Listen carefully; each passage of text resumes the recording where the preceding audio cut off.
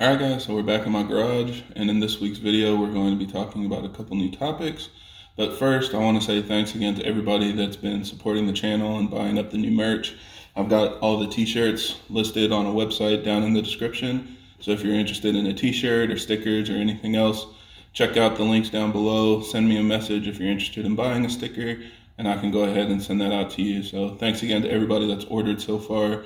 If you have already received it, go ahead and share a picture, tag me on Instagram, and I'll share that with everybody on my page as well. So big thank you again to everybody supporting. Now let's hop into the video. So this week we're going to talk about a couple developments that we've seen coming from Berger Motorsports. And BMS is the company that makes the JB4 piggyback tuner for our cars. So they've been very active in our community for a very long time. Even, before flash tuning was available, obviously that was the only option. So a lot of people have been using JB4 for, the past 5+ years. So they're continuing development, offering new products and things as everything progresses on our end. And their latest update is showing their shop car on the Dyno. And I will actually link the video down in the description so you can see the Dyno pull if you want. But it looks basically like a stock 340.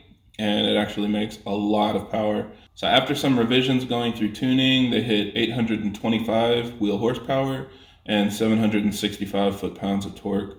And so that is obviously extremely impressive, not completely out of the realm for the B58. Some people have hit those numbers or similar, but this is different because it's on a completely stock drivetrain. So stock motor, stock transmission, stock transfer case, everything stock. Now, they did comment that they don't know how long this will last, and I think a lot of us all were kind of on the same page as that. It was kind of funny because I had just released my video on, the limits of the stock engine, and then they posted this up. So I think they're definitely on the ragged edge of the motor for sure, and even they said that they're dialing back the power a little bit to protect the transmission and the engine, but this was just kind of going through tuning, and that's what they hit on the dyno. So it's impressive nonetheless. I think that once they start putting it on the road, like I said, they'll dial it back and then maybe slowly creep up to find the limits of everything. Especially if they were doing these pulls in 5th gear like most people do, they won't really experience that 6th gear slip that you'll most likely see when you're doing a pull on the street. So we'll see. Time will tell what they actually do for performance standpoint, but just hitting those numbers was really impressive. Now, the build sheet also gives us a little bit of insight to things that we might have coming.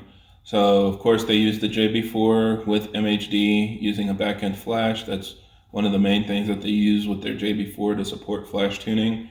It has a big boost turbo kit running an EFR 8474 turbo, and it has a Fuel-It high-pressure fuel pump plus Fuel-It port injection.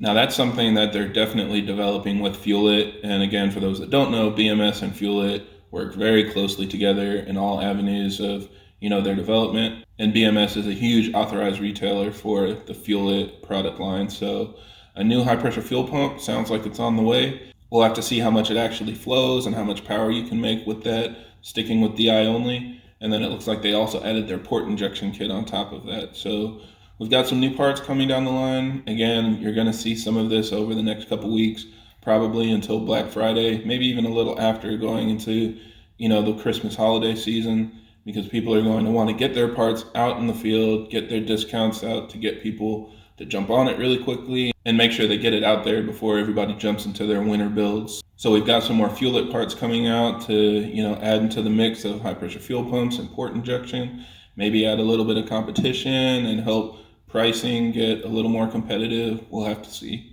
Then they also added their charge pipe and blow-off valve kit, which is pretty new to the market. I think they actually had to modify it a little bit to fit the big boost kit. But of course, if they make parts, they want to integrate it as much as possible with their shop car. So they made it work, and they have the blow-off valve on there that I'm going to talk about in another video as far as, our blow-off valve options and things like that. I definitely don't think it's necessary, but again, it's their part, so they want it on their car. And then it's running fully 85 and pushing 38 PSI. So yeah, all around a really strong build. All of the cars that run big boosts are definitely capable of putting down power. In this case, it's really more of a question of how will it perform as long as they keep it on the stock engine and stock transmission. So I see that being a pretty limiting factor. Hopefully they don't damage anything while they're going through the tuning process, but we'll have to see what kind of numbers they put out on the road. Now, another thing from BMS is an intake, and this is actually kind of funny because, the B58 has been put in cars for going on 5 years now. Like I said, BMS has been in the game since pretty much day one, and yet this is the first intake that I've seen that replaces everything from the filter to the turbo. And that's always been a question that people have asked, why aren't there any options that replace all of the piping? And over time, we started with the BMS billet intake that was just a filter and MAF housing. Then people started making, silicone intake pipes. Then we started getting the plastic inlets, and everything slowly started to come together where people could piece together an aftermarket intake that fully replaced everything. But now we finally have an option that, will have everything in one simple kit. So you can see what it looks like. Of course, it comes with their blue filter, but it looks like they also have a red filter option, which is new. And then it has the intake pipe with a relocated MAF housing, and then a silicone adapter for their turbo inlet. Now, the inlet is optional in this case because a lot of people run aftermarket turbos, like if you have a pure turbo or a Flowmax, it's going to have its own silicone inlet for the turbo because it's a different size than the stock turbo. So in that case, if you want this intake, you can just skip out on the inlet portion and just get, the top half. But again, it's just pretty cool to see that this is even being offered. Now, they also made another change compared to their original billet intake. It has always been designed to fit in the stock lower airbox, but that's always been kind of an issue because without the upper airbox, it's still exposed to heat in the engine bay, and that can affect your IATs and cause other issues. So in this case, they've actually included an extra heat shield that attaches to the intake and just brings that heat shielding up a little bit to help protect it a little more from sucking in hot engine bay air. So I think it probably touches off on the hood, or at least gets extremely close once it's fixed. But you can see in install pic how it kind of wraps around the lower airbox and just protects the intake a little bit more. So this is going to be a pretty nice option, and I see a lot of people jumping on it simply because of the fact that it deletes all of the resonators and completely replaces everything. The only thing that I'm a little bit concerned about is the relocated MAF housing.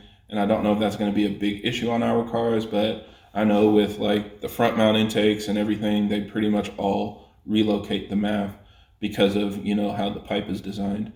It's just not really a best practice to have your MAF housing after a bend like that. You pretty much want it on the straightest pipe coming directly from the intake filter. That's why the OEM one is mounted so high up. But again, time will tell if that even causes an issue or causes any check engine lights or anything. For now, we're just going to have to see as they go out in the field and different people test it, what those results look like. So definitely a cool option and something for you guys to check out if you're interested in that kind of thing. Now, the last thing we're going to talk about is something a couple people asked me if I had seen this new transmission pan, and it's made by Pacific Performance Engineering, or PPE, and you can see what it looks like. Honestly, I haven't talked about it because I didn't think too much about it. And I'll explain my reasoning for that, but if you just look at it, you can see it's basically an optimized transmission pan. These come out every once in a while, even for the oil pan. I'm sure we'll see some options for that in the future. But in this case, it's all aluminum, so it's completely serviceable. You don't have to replace it when you do a transmission service. And there is a filter inside that you can replace, but besides that, you pretty much just bolt the pan back up and top off your fluid. It also holds an extra quart of fluid, so that's supposed to help with cooling and just give it additional capacity. And it also has some big cooling fins. Now regarding that, every transmission pan, differential cover, pretty much all of those come with cooling fins from the factory. But since it's aluminum, it should transfer heat a little bit better. So again, it optimizes the system and it should help with cooling. And it also comes with a magnetic drain plug, so that's supposed to help pull metals out of the transmission oil and just, again, help support the filter in its operation and not having any metal or foreign objects in the oil while it's lubricating your internals. So as far as my thoughts on this, I feel like they're pretty much solving a problem that doesn't exist. I haven't really seen anybody having issues with transmission temperatures. It kind of reminds me of people asking about not having, the extra heat exchangers that come with the track handling package, or not having the extra transmission cooler in the front of the car. And while those options are great, I just don't see people having issues with transmission temps. So there's always something that you can do to improve on a design. In this case, being serviceable, I think, is key. Being aluminum is nice because it'll be stronger. So if you're going to have issues with cracking your transmission pan or maybe you have cracked your transmission pan and you're looking for a replacement, this would be a nice upgrade. But I don't feel like, this is something where, oh, you're making 600 horsepower, you need to do this if you want your transmission to last. It's just kind of improving on the existing design to make it as optimized as possible. And you can kind of put a value on that as you wish. If you just want to kind of have the best parts on your car, definitely go for it, but don't expect it to transform how long your transmission lasts. Now, I will say the cost is pretty fair, at least at the current point. It should pay for itself after maybe 2 or 3 transmission services. So again, if that's what you're looking for, it could save you a little bit of cost in the long term. But we had some people asking, is this a game changer? Is this something that I need to do? And in my opinion, absolutely not. So take that for what it's worth. Again, it's probably not going to hurt anything. I haven't seen any issues with fitment or anything like that. Sometimes you can introduce additional variation and stuff by removing stock components and adding aftermarket stuff. And in this case, maybe you just don't need to fix something that isn't broken. So those are all the updates that we have for this week. Again, thanks for watching. I hope this video helps.